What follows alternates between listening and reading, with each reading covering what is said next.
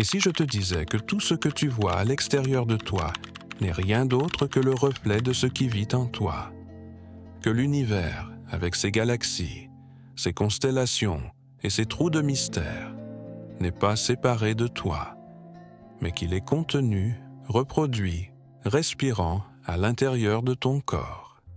Est-ce que cela te semblerait une fantaisie ou quelque chose que, au fond de toi, tu savais déjà? Depuis des millénaires, les sages ont laissé des indices, des fragments de vérité disséminés dans des codex, des inscriptions, des paraboles. L'une d'elles dit « Ce qui est en haut est comme ce qui est en bas. Ce qui est à l'intérieur est comme ce qui est à l'extérieur. » Cette phrase, attribuée à Hermès Trismégiste, n'est pas de la poésie. C'est une formule, une loi universelle, un code. Et si tu la comprends vraiment, elle peut changer totalement ta manière de percevoir la réalité. Ce n'est pas une métaphore légère, c'est une carte. Pense un instant à ton corps, à tes cellules, à tes organes, à tes pensées. Et maintenant, pense à l'univers, aux orbites des planètes, aux marées qui montent et descendent, à la danse des galaxies. Ce que les anciens savaient, et ce que la science commence à soupçonner, c'est que tout cela obéit aux mêmes lois. La structure de l'ADN s'enroule en spirale, comme les bras d'une galaxie. Le flux sanguin dans ton corps imite le parcours des rivières sur Terre. Le battement de ton cœur résonne avec le rythme de la planète, avec cette symphonie subtile que tout le monde ne sait pas écouter. Et ce ne sont pas des coïncidences, ce sont des correspondances. Le microcosme et le macrocosme sont des miroirs. Ce que tu vois à l'extérieur n'est rien d'autre que l'écho de ce qui vibre déjà en toi. C'est pour cela que, lorsqu'un être humain se transforme, il transforme aussi le monde. Pas symboliquement, réellement. En changeant la qualité de tes pensées, tu modifies l'énergie que tu émets. En transformant tes habitudes, tu reprogrammes ton champ vibratoire. Et cette vibration se propage, elle a une portée. C'est comme jeter une pierre dans un lac. Les ondes vont loin, même si tu ne les vois pas. C'est pourquoi les anciens alchimistes disaient que le véritable travail n'était pas de transformer les métaux en or, mais de transmuter le plomb de la conscience en sagesse, en clarté, en lumière. Le principe de correspondance dit que le supérieur reflète l'inférieur et que l'inférieur reflète le supérieur. Cela inclut tes émotions, tes croyances, tes décisions quotidiennes. Si tu t'es déjà demandé pourquoi certaines choses se répètent dans ta vie, pourquoi certains schémas insistent à revenir, alors peut-être que la réponse ne se trouve pas là-dehors. Peut-être qu'elle est en toi. Et il ne s'agit pas de culpabilité, mais de pouvoir. Parce que si ce que tu vis à l'extérieur est un reflet de ce que tu portes à l'intérieur, alors tu peux changer ta réalité en transformant ton monde intérieur. L'univers ne répond pas à tes désirs, il répond à ta vibration, à ce que tu es quand personne ne te regarde, à ce que tu maintiens quand le bruit se tait. Et ça, c'est une bonne nouvelle. Parce que tu n'as pas besoin de changer le monde entier, tu as seulement besoin de revenir à ton centre. Dans le corps humain, ce centre est représenté sous plusieurs formes. Le cœur comme source d'amour, le nombril comme point de connexion, la glande pinéale comme antenne. Mais au-delà du physique, ton véritable centre, c'est la conscience. L'étincelle qui observe, qui choisit, qui guide. Et quand tu alignes cette conscience avec les lois du cosmos, tout commence à changer. Ce qui est en haut est comme ce qui est en bas.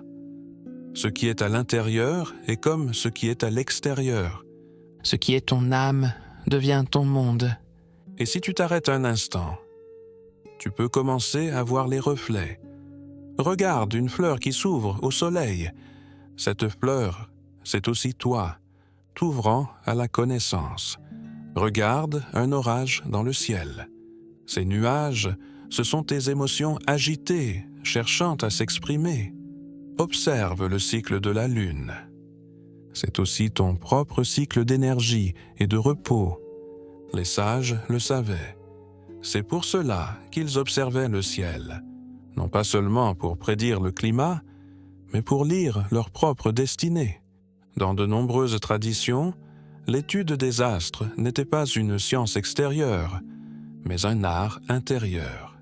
L'astrologie ne servait pas à prédire l'avenir, mais à comprendre la structure énergétique de l'être. Car si le Soleil est au centre du système, et que le cœur est au centre du corps, alors le Soleil est aussi le symbole du cœur spirituel. Et quand le Soleil brille là-haut, il doit aussi s'allumer en toi. Tu l'as peut-être déjà ressenti, cette connexion subtile, quand tu marches sous la pleine lune et que quelque chose en toi se calme, ou lorsque tu es près de la mer et que ton corps se détend, comme s'il se souvenait de quelque chose d'ancien. C'est parce que tout ce qui est extérieur parle ton langage intérieur, si tu sais l'écouter. Même la science moderne commence à entrevoir cette vérité. Le physicien David Bohm parlait d'un ordre impliqué, une réalité sous-jacente, où tout est interconnecté. Carl Jung, quant à lui, évoquait l'inconscient collectif, un espace commun où archétypes et symboles se répètent à travers les cultures sans jamais s'être croisés. Tout semble converger vers une même idée. Il existe une intelligence au-delà du visible, et tu en fais partie.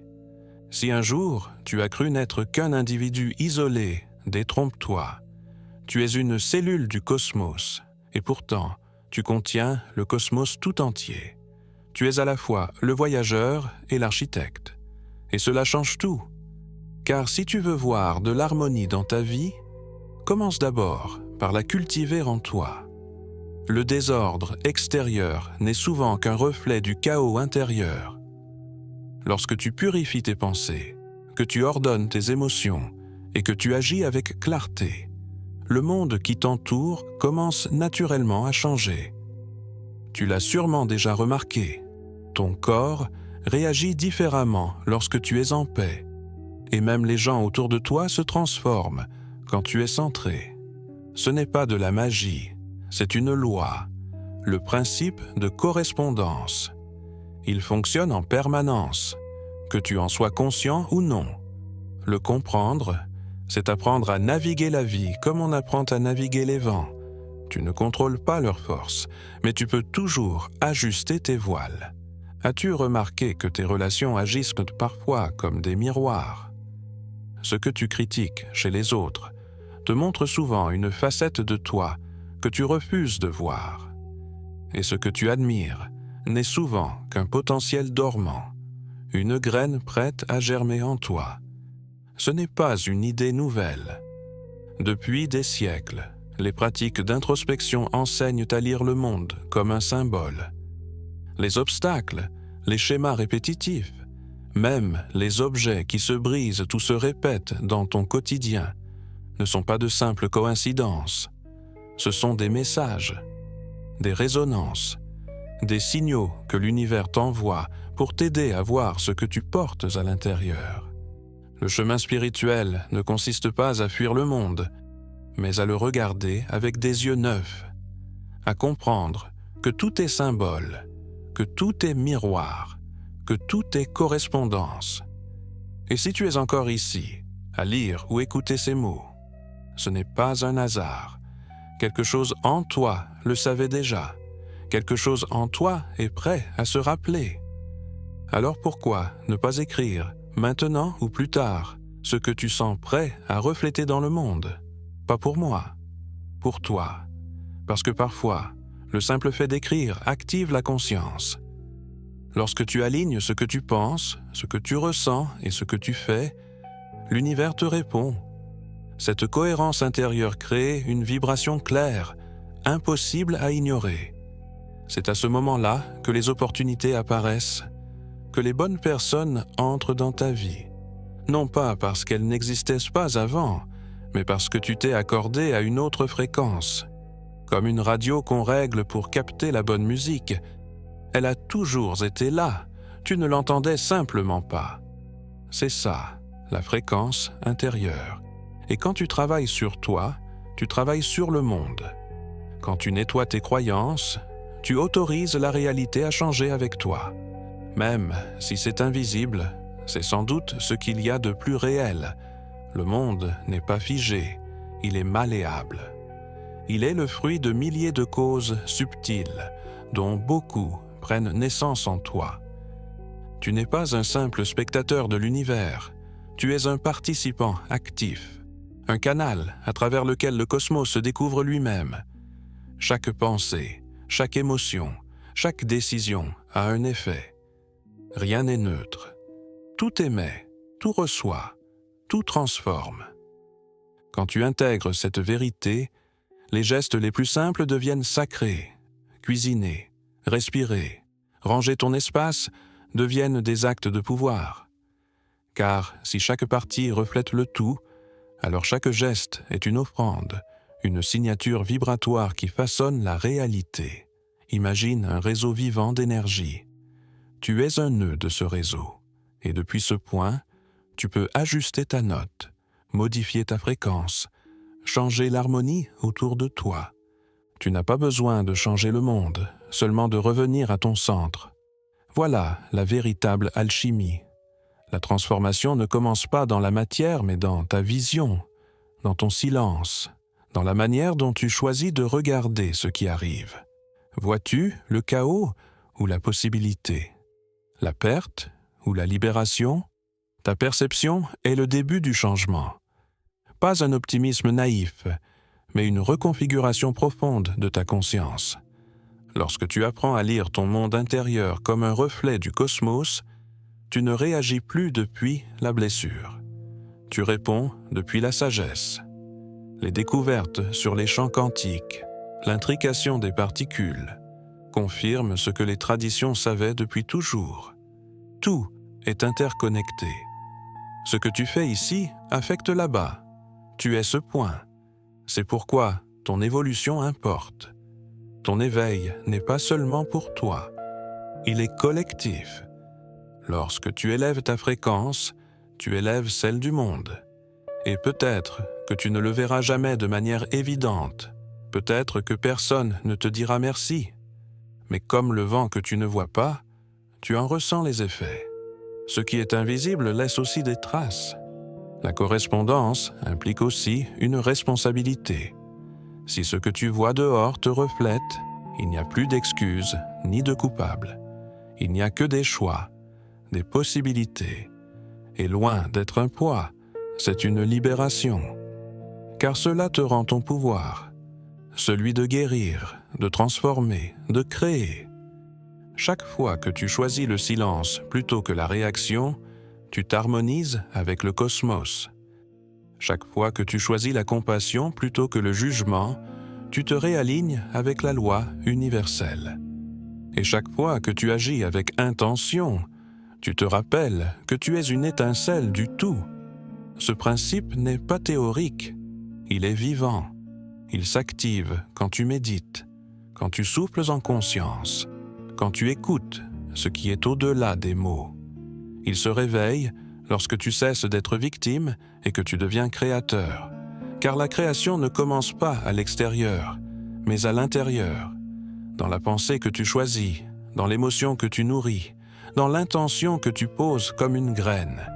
Et peu importe si le fruit tarde, la vibration est déjà en mouvement.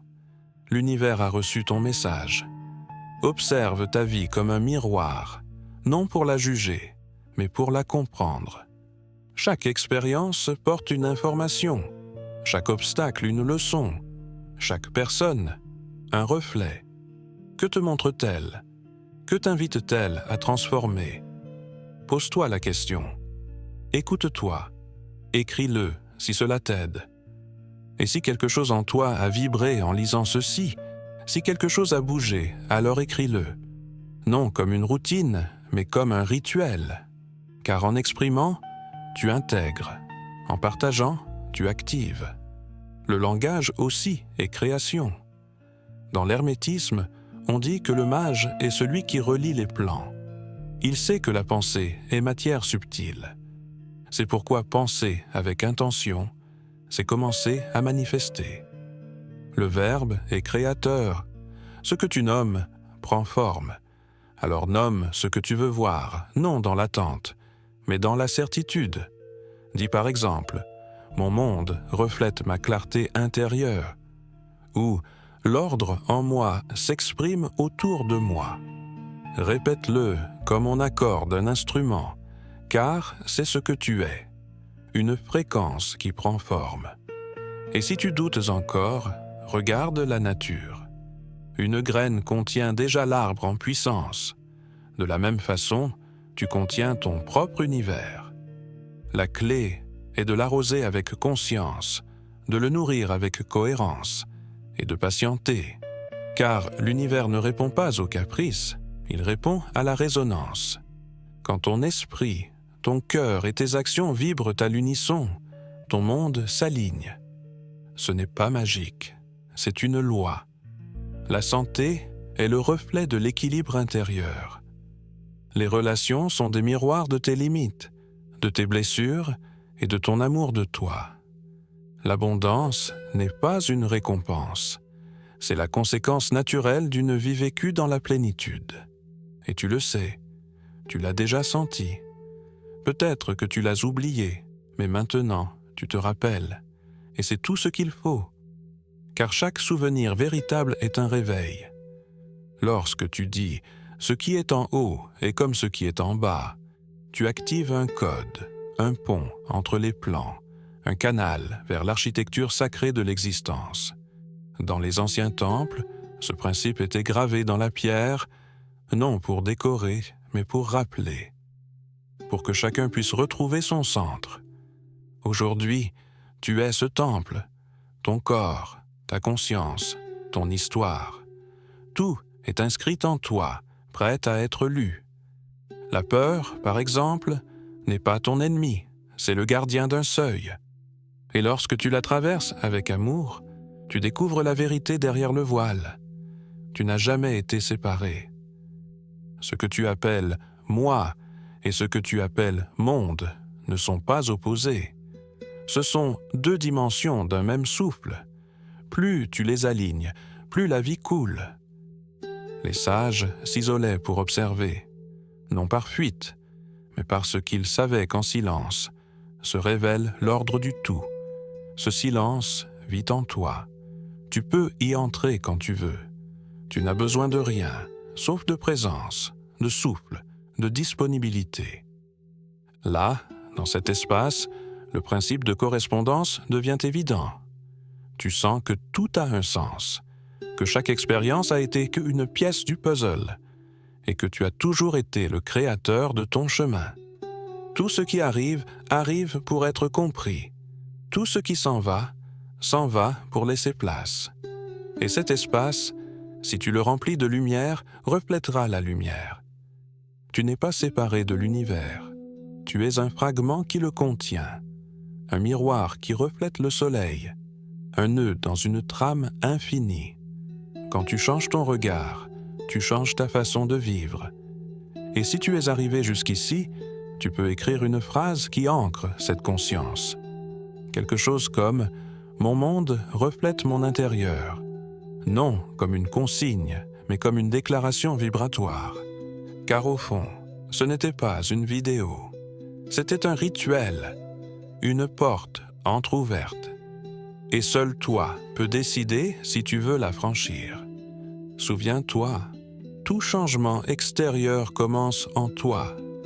Toute transformation visible prend racine dans une intention invisible. Et toute réalité n'est que le miroir d'une conscience.